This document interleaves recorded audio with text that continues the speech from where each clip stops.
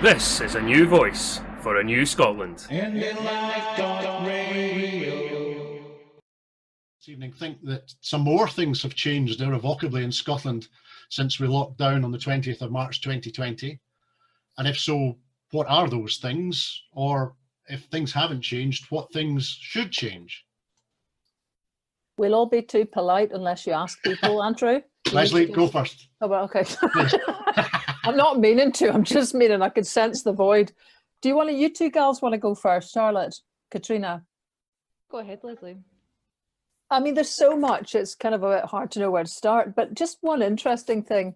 I hadn't realized that one day, you know, you've singled out a day there, the 18th of September, 2014. And it's funny because like the 20th of March is not as embedded in my mind, but when I was looking for a day that had a sort of matching sense of history about it, actually, it was May the 25th, funnily enough, because that same day, George Floyd was killed in America and Dominic Cummings stood in the Rose Garden and lied through his teeth. And in that moment, I think lots of people who had received views about many things, about the use of power, the abuse of power, racism, worth, value, lying, governance, that changed for a lot of people that day for those various reasons. And the repercussions of that day, those two events, have kind of worked their way through our culture. And the ripples are still being felt. So, of course, now that sort of feels like I'm suggesting that sudden lockdown and the loss of 40,000 people at least across Britain doesn't register. And of course it does. So there's loads of things that have, I mean, there's a big state at the moment working right now. Who'd have thought? Delivered by Tories. It makes you almost sort of choke on your cornflakes to have to say it. But suddenly things which were not possible have become possible. And in fact, nobody's even arguing about it anymore.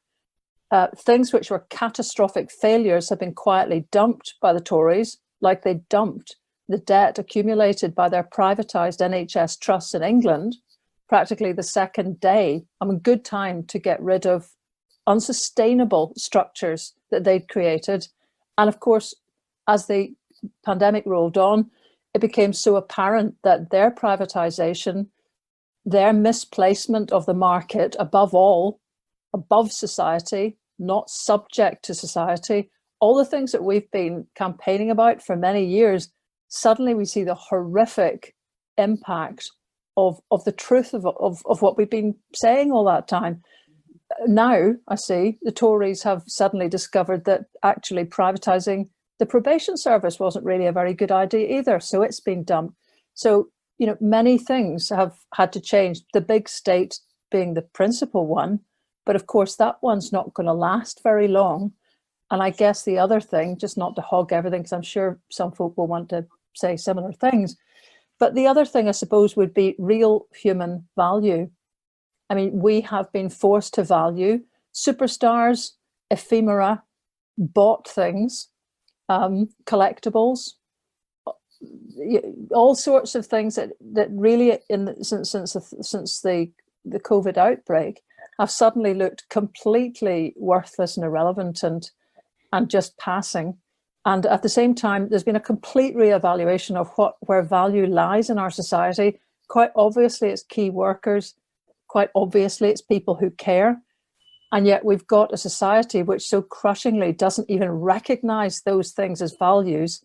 And the huge realignment that's necessary is the thing that will now have to be undertaken in whatever way Scotland moves forward.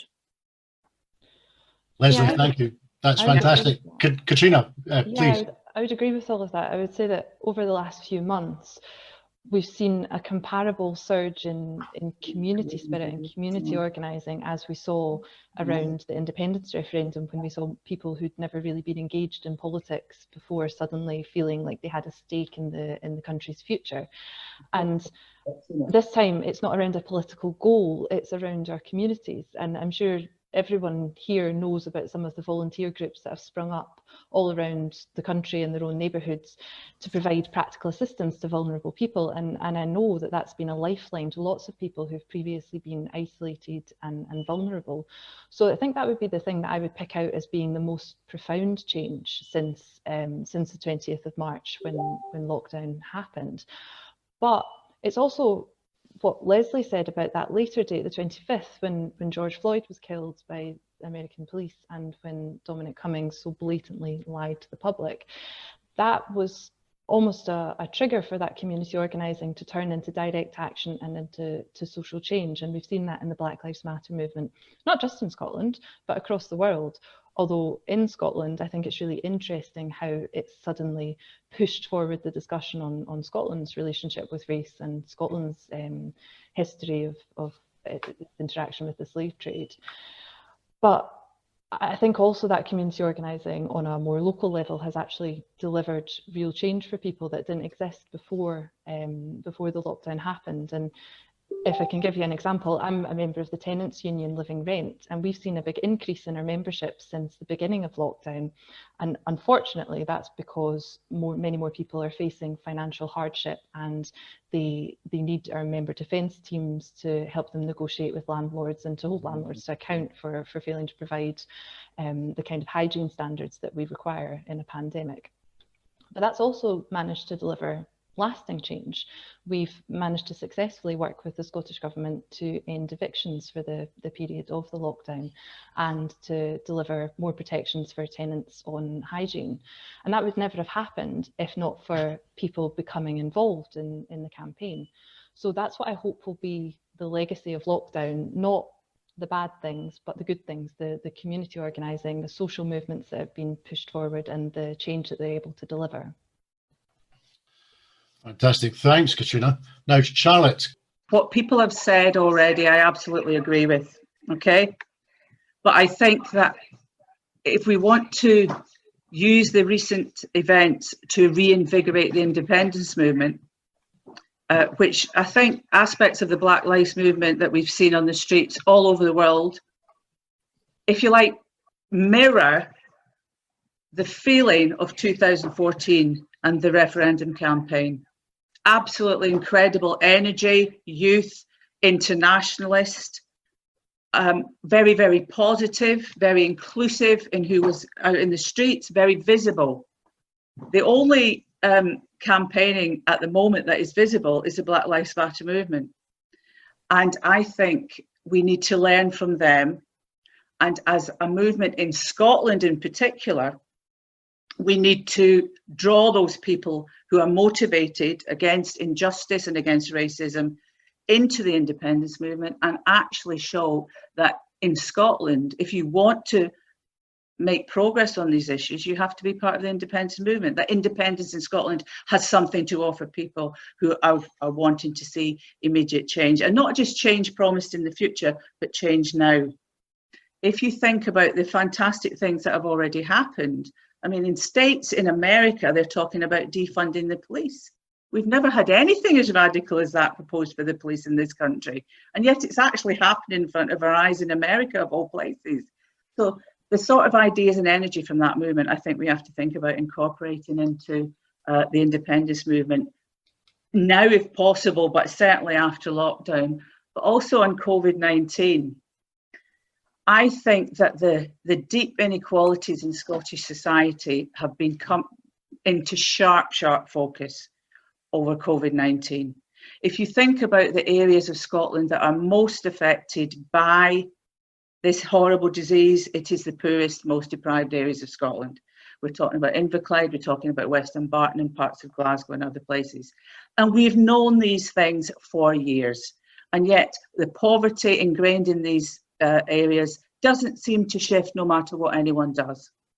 And I think that the positivity of the Black Lives Matter movement, this feeling that enough is enough and things have to change and we won't be satisfied with platitudes, we have to apply to society in Scotland post-COVID.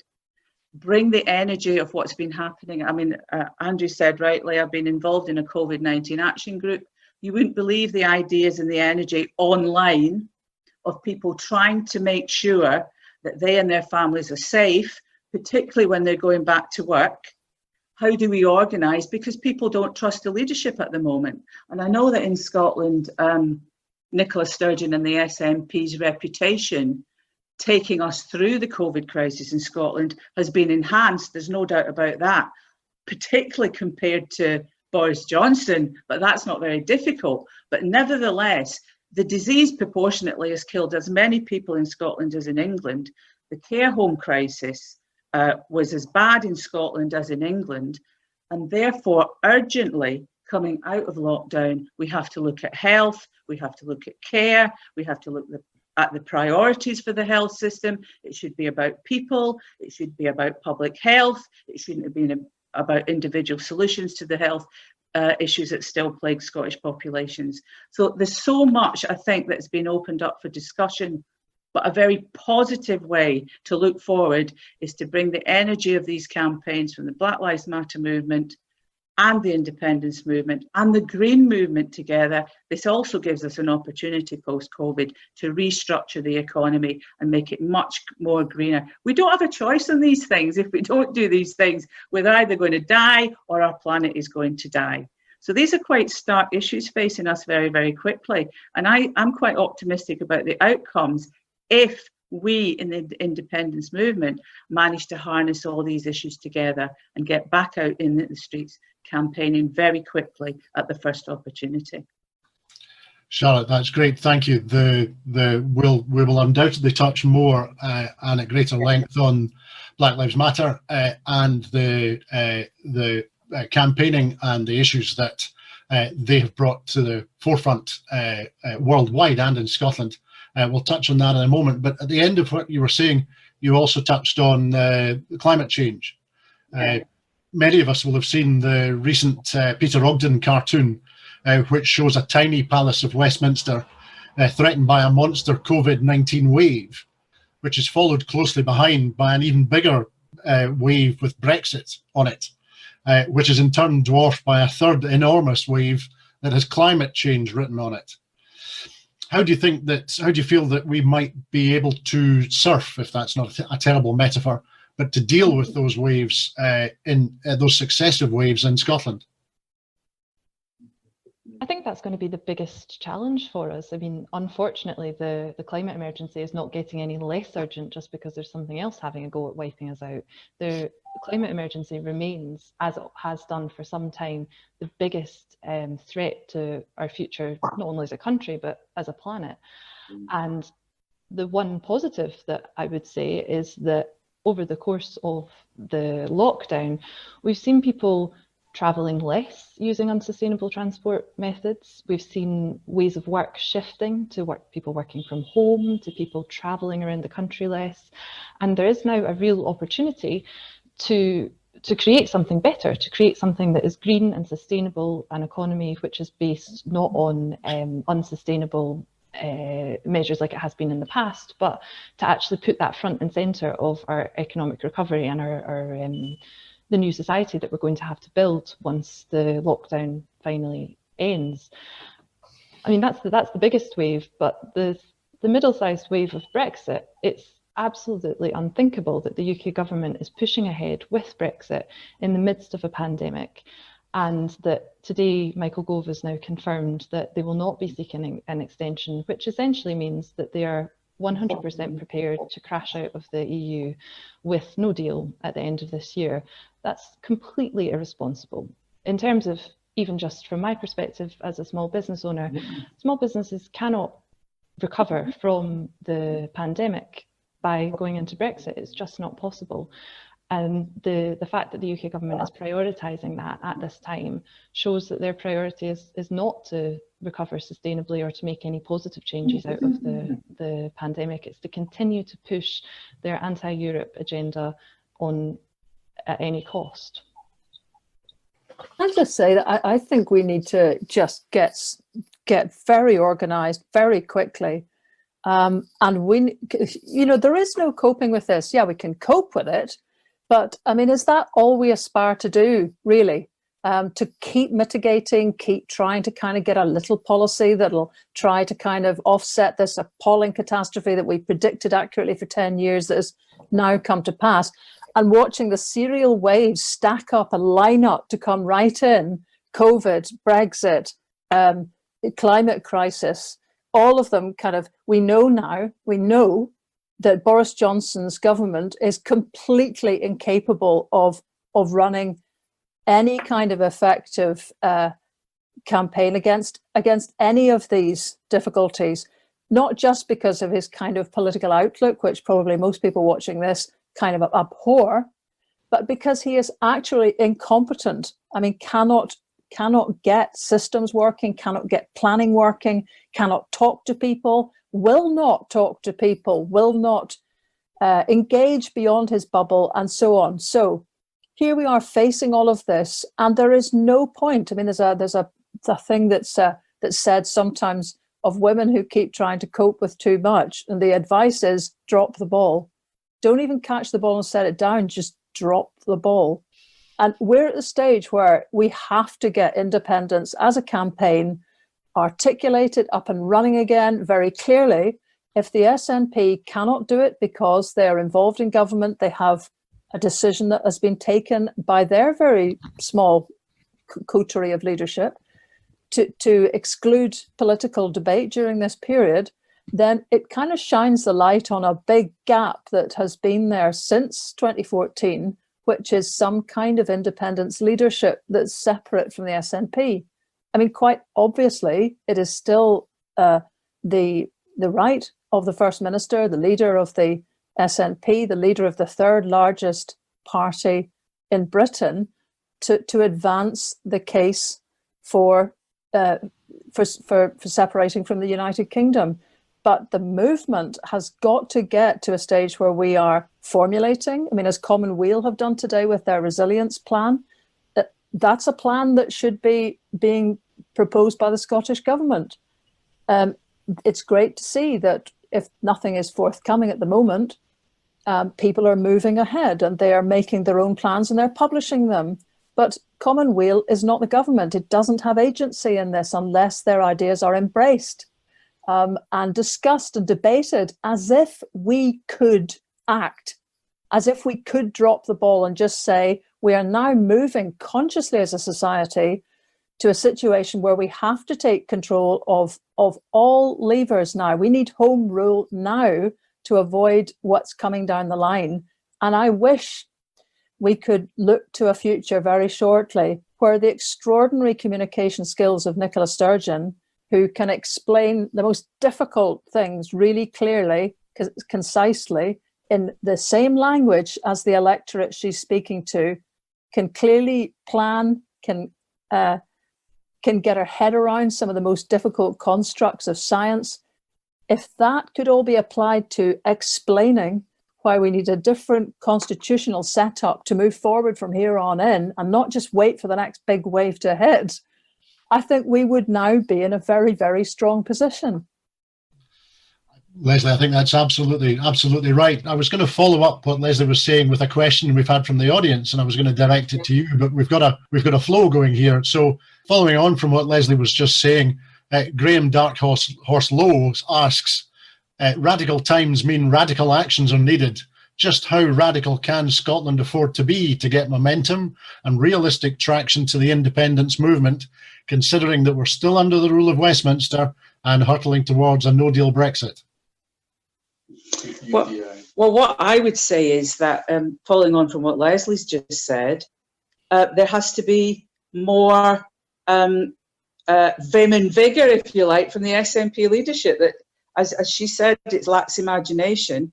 There's a movement out here waiting to go for independence, but you need to say to people what you're going to be fighting about. What are you going to achieve with independence? Is it going to be a better Scotland? Is it going to mitigate the effects of climate change in a positive way and create green jobs? Is it going to take steps to make sure that young people will have jobs at the end of this COVID disaster? Is it going to take steps to nationalise social care? Is it going to take steps to reform housing and land use. We've had a lot of talk about these things, and yet nothing really concrete has happened. And people who want to invest in independence need to know that that is going to happen, that that society they're going to fight for in an election and then win at the end is going to be worth that effort. And I think the SNP leadership at the moment does not see things that way. I think if they look at the Black Lives Matter movement, even the demonstrations that have taken place in Scotland have been overwhelmingly young. I mean, I've been on some of them and I'm not young. I'm sure lots more people would like to be on them if we didn't have to socially distance at them. So you have to relate to the layer of people who want change. You know, lots of people are very comfortable in Scotland at the moment. They've done okay over the last 12 years of austerity. We want change for positive reasons, not just because we don't like the English or anything like that. And therefore, if the I would agree with Leslie, and I think this is quite urgent for all under one banner. Why does all under one banner exist at all? It's because we weren't getting the leadership from the SNP to achieve what we want, which is independence. Independence on its own, in and of itself, will not necessarily deliver the things that I want to see. But I don't think we're going to get them without independence. If you look at as Leslie said and Katrina said, the Westminster government is full of sociopathic, old-style imperialists and racists who are going to see Brexit as some sort of harking back to the glory days of Britain. It ain't going to happen. It ain't going to happen. But in order to achieve that, they're going to have to attack the conditions of ordinary people. They're going to have to accept trade deals with America, let in chlorinated chicken, etc. We've got a way of stopping that if we get independence for Scotland, but only if we persuade more people than we managed to persuade last time. And I'm not convinced that the SNP leadership, as it is at the moment, is going to do that. And that's why we're having this meeting. We want to shape this movement and get new impetus into it, to bring more people into it, to bring those changes about. And so I think all those issues are very important to bring into it. And before the lockdown, one of the biggest issues people were demonstrating about, apart from independence, was climate change. This is something that matters to people. It's real and immediate. We've got a task with, for example, de-investing in fossil fuels in Scotland. And that's going to take argument and persuasion. Is the SNP up to doing that? I'm not sure if they are. I would just like to say that I don't think that All Under One Banner and the other grassroots community organisations that support independence exist because we don't think that the SNP is doing enough. Under Nicola Sturgeon's leadership in the last few months, support for independence is at its highest level ever. And that's not because things are so much worse, it's because they believe in the steady, reliable leadership that she's provided through this global catastrophe that is the COVID-19 crisis. And she has very much demonstrated that Scotland and Scotland's First Minister is able to stand on the world stage and reassure the population, as Leslie said, with their communication skills, but also look to international examples in order to continue to work to not just to work with the UK government, but to work separately to the UK government where necessary in order to protect public health. I think the reason we have organisations like All Under One Banner, and the reason we've seen grassroots-led organisations, particularly media organisations like Independence Live, who are organising this event, but also other new media organisations like The National, for example, or Scotia, or Broadcast Scotland that have sprung up, is because people recognise that in order to deliver independence, we can't just rely on people from one political party. It has to be a broad spectrum of people from all across society working towards our shared goal, building on our common values. And I think it's important to remember that we don't want to have an independence movement that is dominated by one political party. We want it to be a broad spectrum of people that share that common goal. Thanks, Katrina. That a great answer to the question, moves us on very well. One wee thing, I'm getting a couple of folks saying, can you speak a little bit louder or closer to your mic? But I could hear you fine here, but I'm seeing a couple of folks. I think having spoken for half an hour, I think we might seek now to take some questions from those who are with us in Zoom. I can see that there are 4 hands up. To make this work equitably, I'll ask 2 and then 2. So firstly, I can see that Sarah Chung and Kyle have their hands up. So we'll go to Sarah first and see if she would like to ask her question. We'll just unmute her. Hi, can you hear me? We can, yes. Hi, how you all doing? Grant? So obviously, well, Katrina will probably know about this because she knows that this will probably be coming. But obviously, I'm mostly concerned about, obviously, with Brexit coming along, is what I'm massively frustrated is the fact that even now is June, the transition period is ending towards the end of this year. What I'm worried about, I just started a new job, and what I'm concerned and worried about is that, and it's now, and people will say impending, this is actually going to happen, because it's now been mentioning it, a pandemic recession will happen. This will be the worst since the end of World War II. And I'm just like thinking, would it not be, would all under one banner not actually consider pointing out, saying like, here are the positives of considering an independent Scotland. You will, your jobs will be all protected.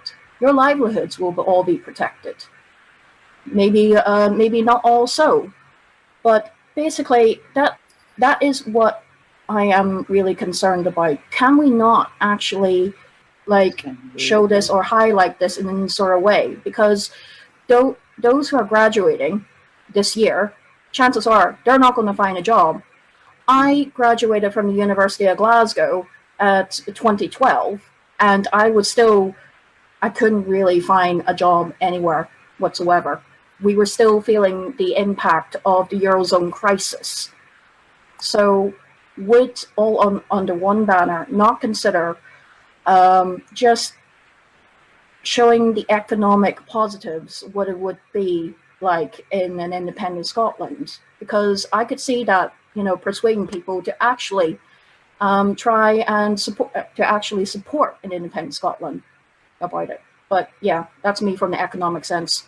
Great, thanks, Sarah. We'll take one more question, and if I can summarise your question a little bit, I think what I heard you saying was that can we not highlight the either the economic peril of remaining in the Union or the economic benefits of an independent Scotland? That was what I took you to be saying. Can we also now hear from Kyle? We'll unmute him too, and we'll get his question. Oh, it's Kyle from Dundee.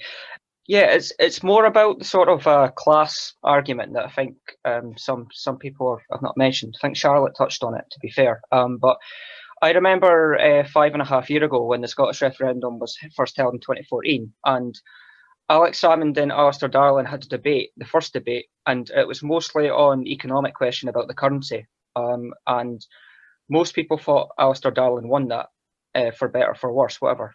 But the next week after that is when there was a big swing for the Yes movement.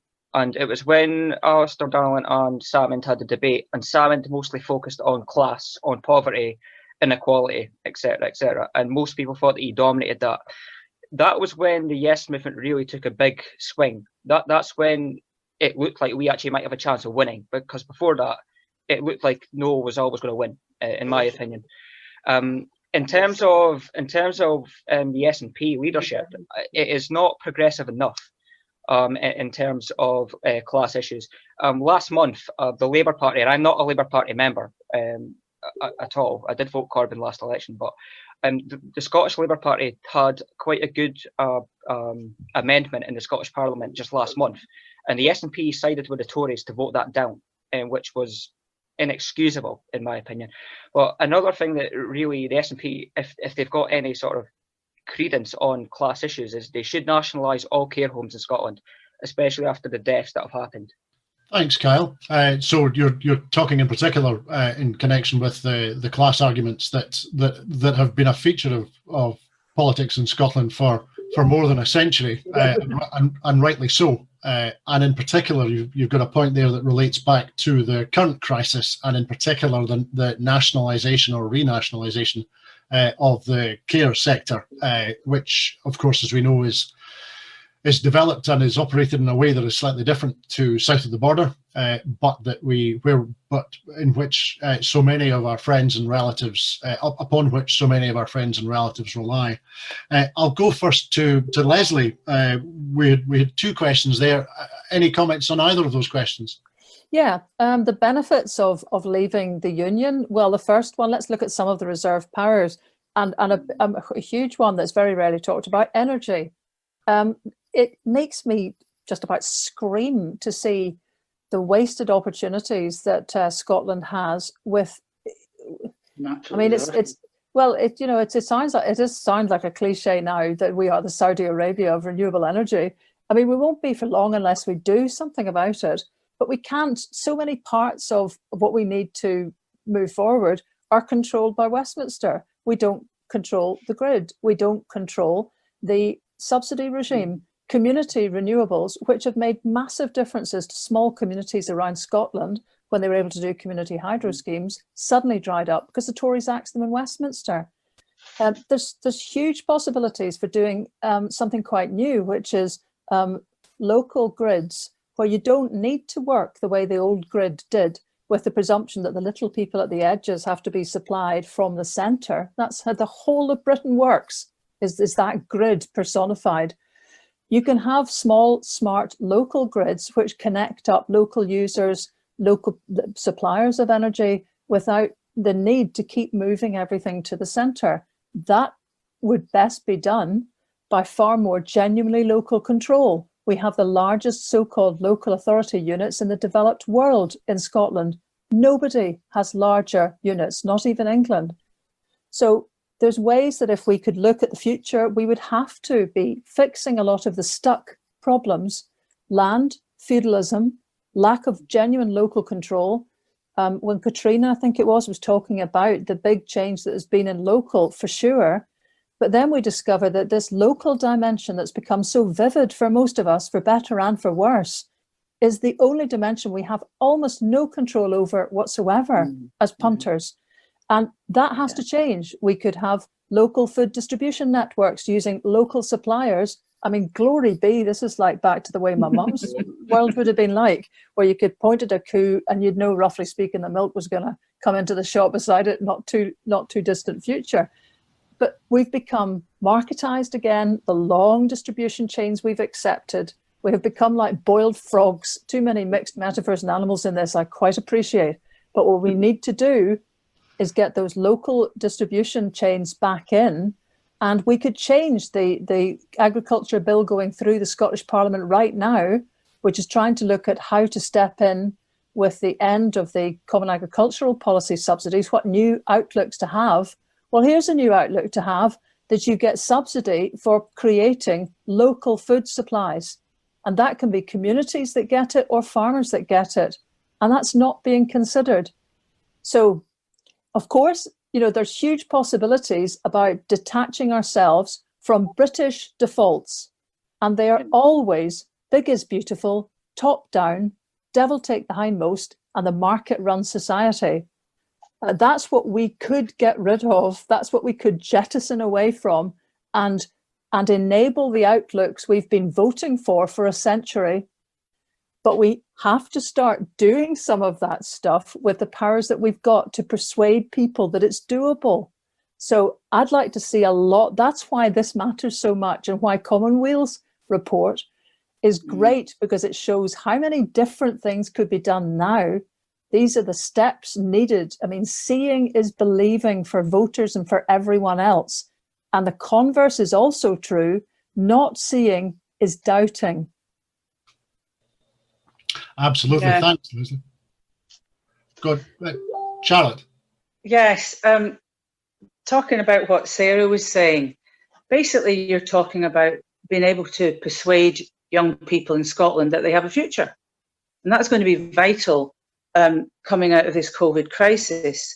And somebody mentioned in the chat about the Beveridge report. You've got to remember that after the Second World War, where the country had unbelievable debt and devastation, a welfare state and a health service was built. And it is completely ironic, tragically ironic, that the very same people who built and worked in that welfare state and health service are the ones who are dying in our care homes now, privatised care homes. That health service was dismantled almost from the beginning it was created. If people will long memories will remember the introduction of prescription charges, etc., etc. But we can do that again. There's nothing materially stopping us investing in the future of the country. Borrow to spend. My goodness, you're actually going to be charged by a bank to keep money in it. You're not getting interest for it now. Why not borrow and spend? Now that takes a leap of faith from a government willing to do that. Is the SNP willing to do that? But also there's another reason that you can persuade people it's in their interest to leave. One of the things that I would look forward to turning my back on is great British nationalism. And that's what Boris Johnson represents. And not just in Britain. The rest of the world is looking at the Westminster government aghast at how they have abandoned thousands of people to this COVID outbreak. They are the laughing stock of the world alongside President Trump.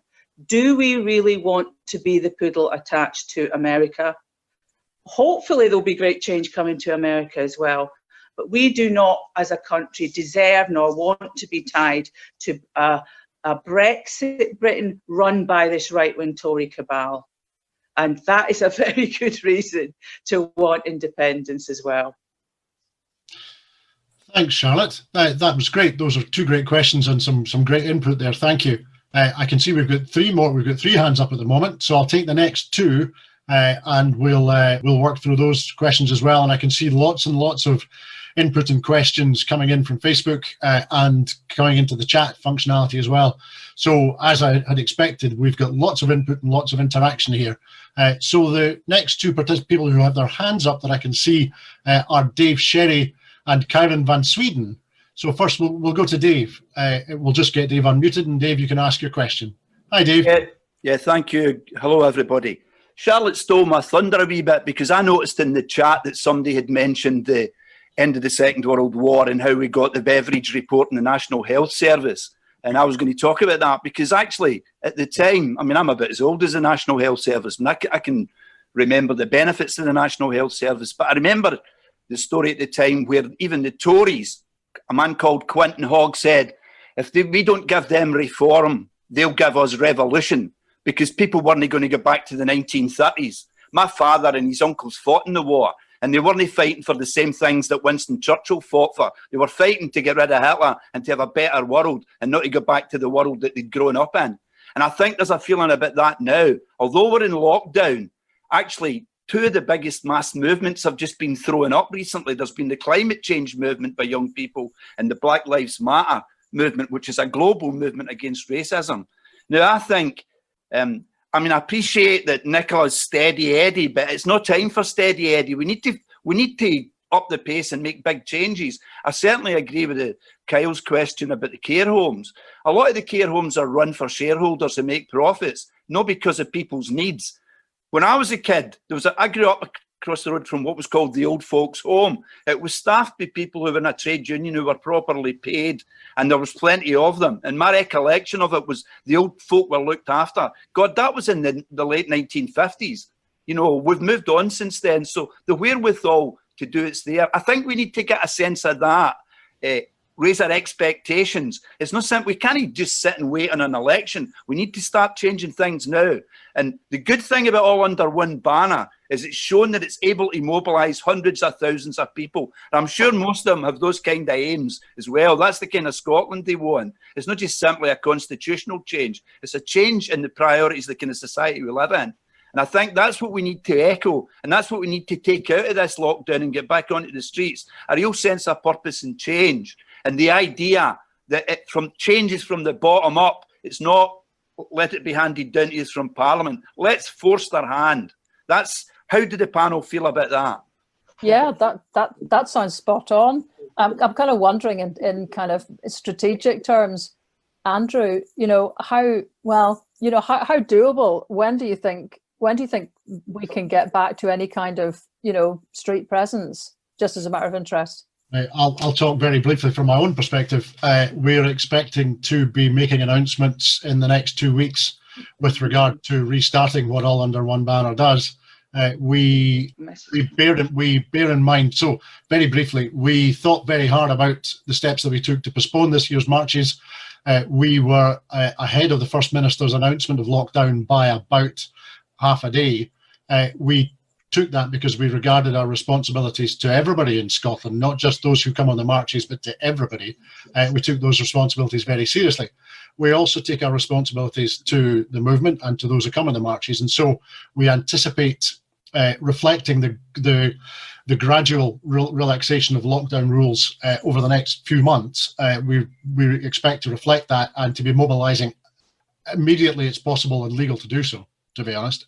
And also we're exploring, very briefly, we're exploring actively other forms of activity. We've seen demonstrations, not marches, we've seen demonstrations from Black Lives Matter and others in Scotland already in the last week. And we are looking very closely at what they're doing, and we're working to begin to develop more approaches. So I'll stop talking now because this isn't meant to be me talking. Yeah, but it is meant to be. I mean, we're here and it's kind of a chance to strategize a little bit about what might happen. And I mean, to picking up the point from Dave there, the thing would be, I mean, we can all get back on the streets and we can have 100,000 out, but what does it say other than that 100,000 people socially distancing are managing to walk along and not bang into each other? Quite an achievement. But does something like All Under One Banner need to have a manifesto, need to have a strategy, need to have even 4, 5 aims that people are marching with? Because otherwise it's a bit like the version of the mandate. We can get, the SNP have won 6 elections since 2014.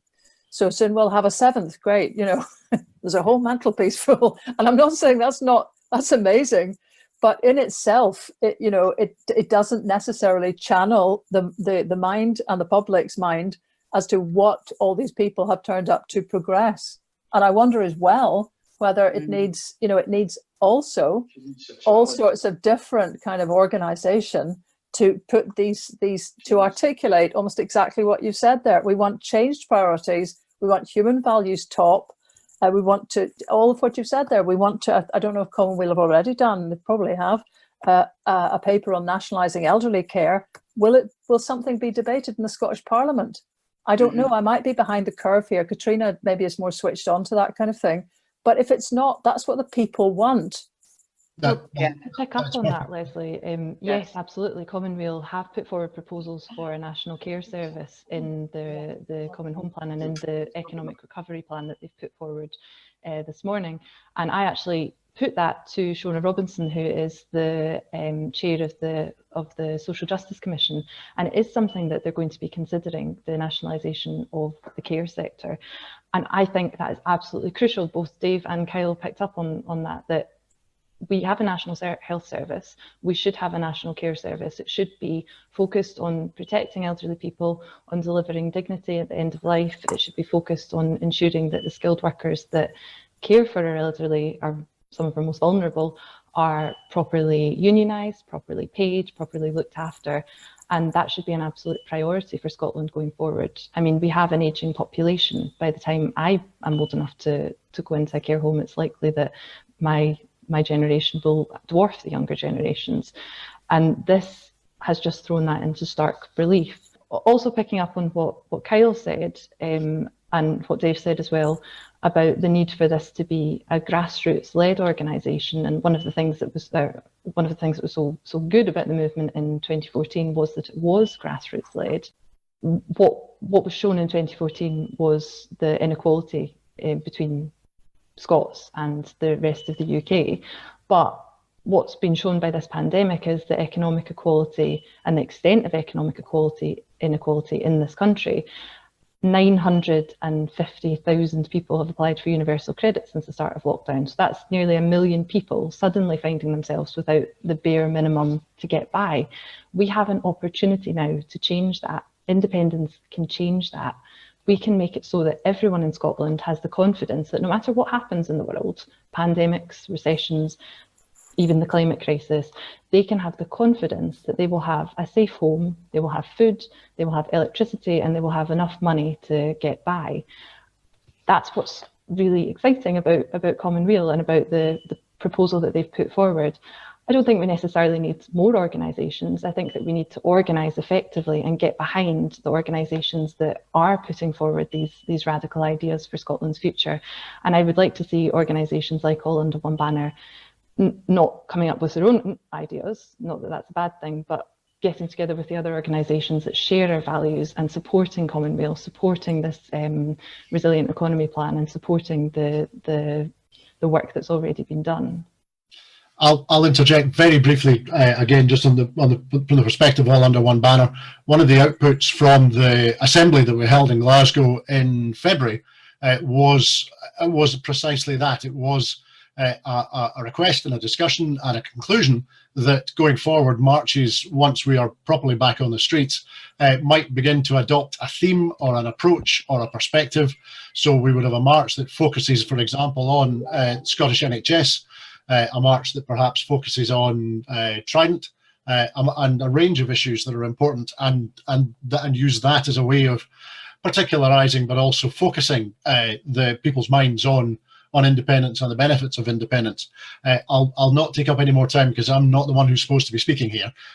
What we've had Karen from Sweden's had her hand up for quite some time. Let's go to her if we can unmute her, and then we'll go to Charlotte for a response.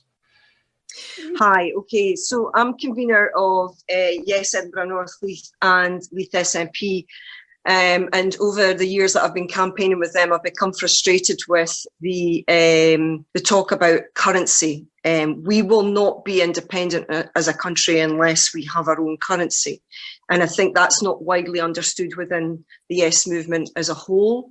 So since lockdown, I've been becoming more and more concerned about the neoliberal narratives to do with after COVID, we'll have to have austerity to pay for COVID and everything that we've given out. And, you know, the grandchildren will have to pay for this. And this is economic nonsense, and this is the thing that keeps people fearful, and makes them believe that we can't have nice things like a national health service or care homes for the elderly. So I was very concerned about this, and I'm in contact with other people that are very interested in the economics of independence. So I just wanted to address Leslie. I was listening to your podcast today and say that I've started an organisation called Modern Money Scotland with some other activists, and we are busy building a website for that just now, and it's to help people understand A, why they don't need to accept austerity, and B, how independence will mechanically work economically, and yeah, we're busy with that just now. So I just want you to know that, you know, I'm not doing nothing. I'm busy doing that, and I think that's a particular thing that certain people are interested, both the activists and the people that are unsure about independence. They want to understand how it mechanically would work as far as currency is concerned. Charlotte, can you any comments and any response to that? Looking back at the 2014 campaign, correct me if I'm wrong, but I seem to remember that it was the right wing, the people against independence, who were constantly going on about the currency and creating an issue where I really don't think there should have been any issue. As Scots, historically, the one thing that we were always good at, for better or worse, and quite often for worse, was banking. My goodness, some of the investment banks in the world today are named after the Scots that founded them. I don't think it's beyond the wit or the wisdom of an independent Scotland to have its own currency and to manage its own affairs in that way. I think that the problem was possibly some of the comments from the SNP at the time were to tie the currency to the pound. I think we don't have to do that. I think once we have our own levers of finance, then we can do what the country decides to do. I'm not bothered about that too much. However, I would absolutely agree with the speaker about the neoliberalism, and that has dominated the economic policies of Labour and Tory and governments in EU as well. It's finished. It's failed. It has failed to deliver for people, and COVID-19 has shown that to millions. And so therefore, we have to think of new ways of constructing how the country will be run. And in the first instance, I go back to what I said earlier. Let's borrow money to spend it. It's not going to cost very much to do it under current circumstances. And to hell with the markets. That was neoliberalism. Will the market like it? How will the market respond? We don't have to worry about that if we've got the people behind us. Okay, so that's what I would say about that. But also, there are thousands of people who are online working away, particularly in the as I've been doing in COVID-19, and organising people locally. A slogan for a previous campaign I was involved in was "Think global, act local." I mean, if you remember, some of you may remember, some of you may not, that we used to get things like milk and eggs delivered to our door. We didn't have to do a car journey to get them. Supermarkets for too long have dictated what our food chains were, where we get the money, how far the food comes, and how much it costs. How many of you have gone to a supermarket recently and found that the price of the food has gone up? Who's getting the profits from that? Not you and me, and not local producers. So all around us during this COVID lockdown, we've seen examples of how things could be run better, things could be run locally for the benefit of local people and local producers. And that's something that we need to make sure continues after as well. Thanks, Charlotte. Katrina, any thoughts on that? Yeah, I think, Charlotte, you're absolutely spot on. I think that the neoliberal agenda, which has been dominant in Scotland, in the UK and in the European Union over the last couple of decades, has been very successful for a handful of people at the top and has been a spectacular failure for the vast majority of us. And that needs to change. We need to see, in Scotland, we need to see a radical, fair redistribution of wealth, and we need to make sure that Scotland's resources are turned towards public good. On the point of supply chains particularly, being a cafe owner, this is something that I'm really, really concerned about. I'm very concerned about the distance that food travels to get on our plates. And I'm very concerned about the impact that that has on local economies. It's very, very bad for the environment, of course.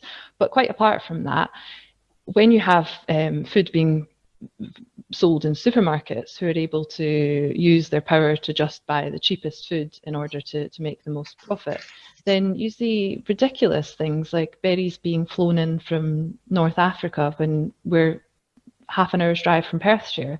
It's absolutely ridiculous that that has become the norm.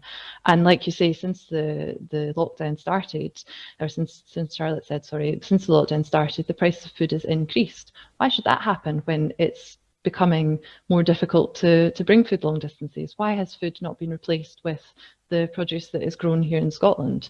So going forward, one of our priorities has to be to look at local wealth and local economies, to look at how local producers can have the foothold in our communities that supermarkets currently hold. But then let's change procurement. You know, like at one fell swoop, we can talk about all these things, but there have been attempts to try to change some of the building blocks that keep pushing back those possibilities. There's a model, Preston did this, where they began to realise how much money was leaking out of Preston. It's a really deprived place in England. And they realised that the purchasing clout of the hospitals, the council, the university, the libraries, everything together was a massive pot of money that they could deliberately choose to spend locally. And that kind of procurement, you know, that is a huge failing, I'm afraid, in the Scottish government's part, because it's made procurement very difficult for any but the biggest companies to go in and win. We've still got this best value rubbish floating about, which has been like a blooming virus in our system for, you know, as long as I've been alive. John Swinney tried to put a regulation around saying that one's gone, but it's still the way everybody's working. And the procurement rules that are framed by the Scottish government still favour big is beautiful at every turn. So we need to have this straight out sort of debate here, because it's not good enough, and it's following defaults that we should have really examined very closely. I'd like to ask if we're even going to get that level of good debate how do we have that debate as a set of people? Because we're not even going to have an SNP conference this year, probably. There might well be a virtual one, but having had to report on SNP conferences for so long that I had different hair colour when I started, right? I'm not holding my breath that we're going to get anything like the thoroughgoing debate we need. And that's where, coming back to something that was mentioned earlier, this one question, nationalised care homes, I don't know that it's actually really the place of the Social Justice Commission, that I have not actually seen knocking itself out with great radical proposals to date, to be bringing forward legislation. And the way Holyrood works, unless the SNP bring forward legislation, nothing happens. And we've seen that from a series of amendments the Greens have put forward that would have actually created some quite good new processes. So I would like to see the SNP bring forward a policy to debate nationalising care homes. And that would be a banner headline to Scots that this is the kind of future you're going to see, because we're going to debate how to start it now, even with the difficulties of COVID, even with the limited powers we've got. We know that's what you want us to discuss. I have good news on that front. Firstly, the Social Justice Commission, which is wholly funded by the SNP, it's not funded as a Scottish Government organisation, it's not yet made any reports because it's still doing its first 3 consultations. So that's why it's not put forward any proposals. But it will be doing that, and that then it will be an opportunity for the Scottish Government to bring forward legislation, as you say.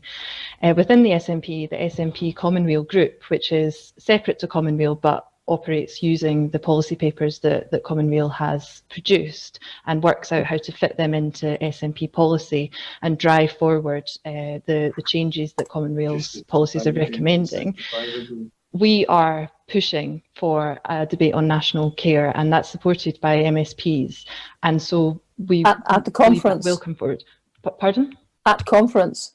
Well, we will be when conference is announced. At the moment, we're looking, as you say, at a virtual conference, which I think is great because it will give people who are usually not able to participate in conference the opportunity to do so. Yeah, sorry, I just misunderstood. Are you saying that you're trying to bring forward a debate? Do you mean in Holyrood or at SNP conference? At SNP conference, if that comes first. Right, good. I mean, great. But look forward to that. Well, I do look forward to that. Where is the SNP's policy group? There's a policy group that's led by Alan Smith. Why isn't it coming up with this? Why is it always something that's not the SNP? Sorry, I didn't mean to go into a big anti-SNP rant tonight. But, I'm listening to everybody. God love us, the Scots have learnt to be people who roll their own, because they have learned over decades and centuries that the authorities are never on the front line. They're never there. This is a new voice for a new Scotland. And in life, talk radio.